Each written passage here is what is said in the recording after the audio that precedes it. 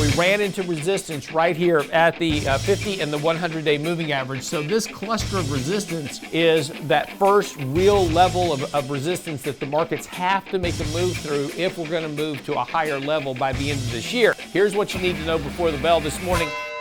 Yesterday, the market bounced right off that 20-day moving average. We talked about yesterday morning, in particular, that the market had come down. We ran into resistance right here at the 50 and the 100-day moving average. So this cluster of resistance right here is that first real level of resistance that the markets have to make a move through if we're going to move to a higher level by the end of this year. Right now, we just are kind of remaining trapped between this resistance at that 50 and 100-day moving average and the 20-day, which is short-term resistance, right here where the market had actually come down and settled over the last couple of days.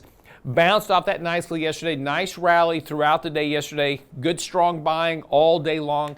That really was a good buying opportunity, a really kind of a good setup for the markets, I should say, coming off that support. But again, we haven't gone anywhere. We're still compressing between these two levels of resistance and support. The market's going to have to make a move one direction or the other here fairly soon. Now, we can continue to kind of grind here. We've done this before where we stay in a fairly tight range for a period of time, don't really make any move in one direction or the other, then the market makes its advance. Last time we broke to the downside. So we'll see what happens here, but from an investment perspective, we're just going to be kind of wrestling between these two kind of compressing levels of support and resistance, at least for now. This morning, futures are down a little bit. The S&P's down about 11 right now. And again, that can change as we get closer to the open. But we're just kind of keeping a watch on markets. Still concerns about what's happening overseas, of course, in Israel.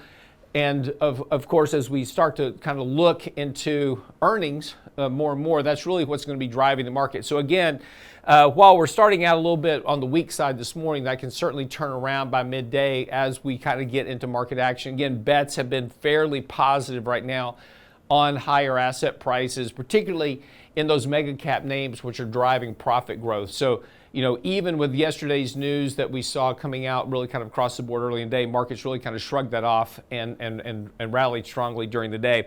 Nothing too much to worry about right now. Still on a buy signal at this moment. We're getting a little bit overbought here short term, but not extreme just yet. So we still have some more room to move to the upside, which again, this idea of having a consolidation here for a bit before we try to make a move higher into year end, certainly possible.